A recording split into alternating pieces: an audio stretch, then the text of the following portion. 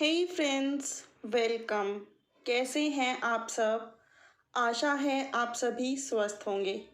आज की रीडिंग में हम चेक कर रहे हैं कि आपके पर्सन जब आपसे मिले थे तब आपके बारे में क्या सोचते थे एंड वो अब आपके बारे में क्या सोचते हैं।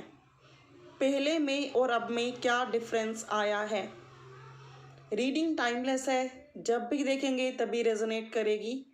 जनरल है, कलेक्टिव है, सभी साइंस, सभी जेंडर्स, सभी रिलीजियन, सभी caste, married, unmarried, same gender relationship, I mean to say सभी ह्यूमंस इस रीडिंग को इक्वली देख सकते हैं। सबके लिए इक्वली अवेलेबल है विदाउट एनी डिस्क्रिमिनेशन। तो ओपन माइंड के साथ चेक करना, जितनी रेजोनेट करे उतनी रख लेना, बची हुई को जाने देना। So without much let's start. पहले वो आपके बारे में क्या सोचते थे एंड अब मीन्स करंट फीलिंग्स। जब भी आप ये रीडिंग देख रहे हैं तब वो आपके बारे में क्या सोच रहे हैं, क्या महसूस कर रहे हैं, पहले में और अब में क्या चेंज आया है। ओवरऑल हम इस रीडिंग में ये चेक करने की कोशिश कर रहे हैं।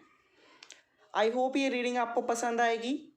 अगर आपको रियल में पसंद आए तो लाइक शेयर एंड कमेंट जरूर से करें। सो ये कार्ड्स निकल के आ गया हमारे। अब हम चेक करते हैं कार्ड्स क्या कहते हैं। 6 of wands, 9 of wands, oh my goodness, and 3 of wands. Earth sign यहाँ पे मुझे फील हो रहा है बाय हार्ट। फायर साइन काफ़ी प्रोमिनेंट है। Aries, Leo, Sagittarius, Taurus, Virgo, Capricorn, Cancer, Pisces, Scorpio. 6 of pentacles and the wheel of fortune, Gemini, Libra, Aquarius, Leo energy, Taurus energy, Virgo energy काफ़ी prominent है। Cancer and Scorpio काफ़ी prominent है। तो बात करते हैं कि आपके पर्सन आपके बारे में पहले क्या सोचते थे एंड अब क्या सोचते हैं। अपने पर्सन का नाम मन में सोचिए एंड पॉजिटिव होकर इस रीडिंग को देखिए। मैं यहाँ पे देख पा रही हूँ कि आप दोनों का कनेक्शन शुरू हुआ था एक दूसरे पर अट्रैक्शन से। आपको भी उनके ऊपर काफ़ी अट्रैक्शन हुआ था और उन्हें भी आपके ऊपर काफ़ी अट्रैक्शन हुआ था। आप दोनों ही अपनी फीलिंग्स को चाहकर भी रोक नहीं पाए, रेसिस्ट नहीं कर पाए और एक दूसरे से आपका आमना सामना हुआ। आप में से कई लोग लॉन्ग डिस्टेंस रिलेशनशिप में भी हो सकता है इनिशियली हों या अभी भी उन्हीं से डील कर रहे हों, क्योंकि अभी तक चल रहा है आपका तभी आप ये रीडिंग देख रहे हैं। तो आप में से कुछ लोग लॉन्ग डिस्टेंस रिलेशनशिप में हो सकते हैं, कुछ लोग हो सकता है वर्क प्लेस पे साथ काम करते हों एंड कुछ लोग ऑनलाइन कनेक्ट हुए हों या फिर ड्यूरिंग ट्रैवलिंग एक दूसरे से कनेक्ट हुए हों। ऐसी वाइब्रेशंस यहाँ पर हैं, ठीक है। तो आप दोनों का अट्रैक्शन एक दूसरे की तरफ काफ़ी ज़्यादा था और आपके पर्सन स्पेशली आप में बहुत इंटरेस्ट लेते थे। अगर जब आप फर्स्ट टाइम मिले थे या जब फर्स्ट टाइम उन्होंने आपको देखा था या आपसे बात की थी या फिर फर्स्ट टाइम उनका जब आमना सामना हुआ था तो आपके पर्सन आपको देखते ही रह गए और इस तरह से देखने लगे कि जैसे चांद को चकोर देखता है। वो आपके बिना रह ही नहीं पा रहे थे। उनको कुछ समझ में नहीं आ रहा था कि उन्हें क्या हो रहा है। दिल की धड़कनों का तेज़ हो जाना और इस बात पे विश्वास ही ना हो पाना कि इतना सुंदर बंदा या इतनी सुंदर बंदी मुझ में इंटरेस्टेड है, क्योंकि कहीं ना कहीं उन्हें समझ में आ रहा था कि आप भी उनमें इक्वली इंटरेस्टेड हो। जितना वो इंटरेस्टेड हैं आप भी इंटरेस्टेड हो और आप भी उनकी साथ बात करके उनके साथ टाइम स्पेंड करके रिलैक्स फील कर रहे हो, अच्छा फील कर रहे हो, एनर्जेटिक फील कर रहे हो। और मैं देख पा रही हूँ जब पहले आप दोनों मिले तो आप दोनों में ही काफ़ी पैशन, काफ़ी एनर्जी, काफ़ी कैरेज था। हो सकता है आप में से कई लोग जब मिले हों तो मिलते तुरंत बाद आफ्टर फ्यू मंथ्स या आफ्टर फ्यू वीक्स या आफ्टर फ्यू डेज या फिर सेम डे रिलेशनशिप में आने के लिए भी एग्री हो गए हों और आप लोग फिजिकल रिलेशनशिप में रहते भी हों, लिविंग में रहते हों या फिर कभी कभार मिलते हों और फिर रिलेशन आप लोगों का बनता हो। काफ़ी लोगों के लिए वैसी वाइब्रेशंस भी आ रही हैं। तो अब आपके लाइफ में क्या चल रहा है, in and out scenario, on end of scenario. कभी वो आते हैं, कभी वो नहीं आते, कभी वो ढंग से बात करते हैं, कभी नहीं करते, कभी बहुत अच्छे से सब कुछ होता है, कभी बिल्कुल भी नहीं होता। और कहीं ना कहीं थर्ड पार्टी सिचुएशन ने विद द मून कार्ड इस रिश्ते में घर बना लिया है। जब फर्स्ट टाइम इस पर्सन ने आपको देखा था, समझा था, जाना था, तो पूरी तरह से आप पर फिदा हो गए थे, ठीक है।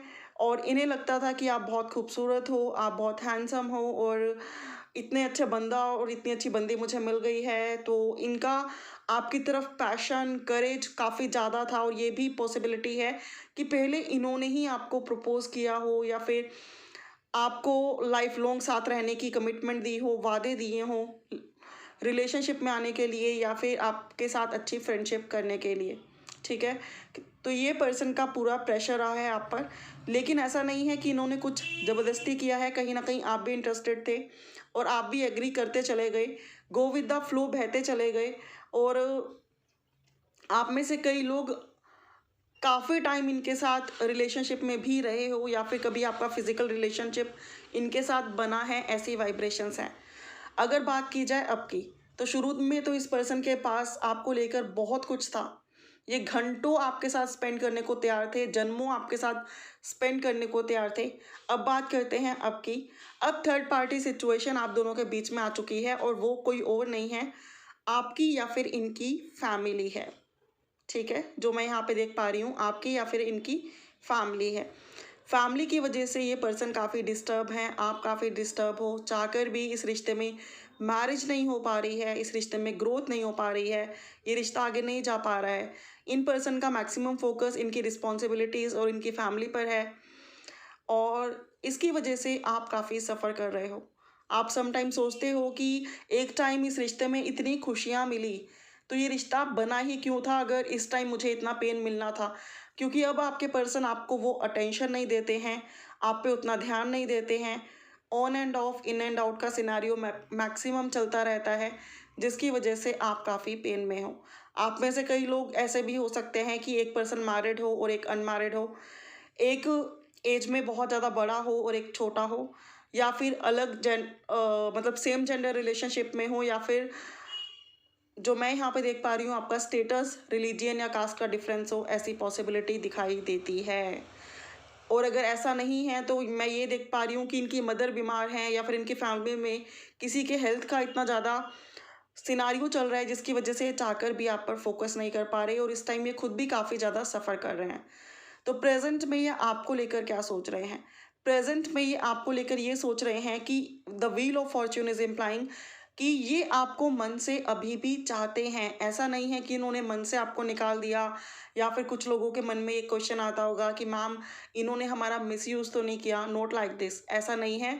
अभी भी इन्हें लगता है कि आप इनके डेस्टाइन पार्टनर हो।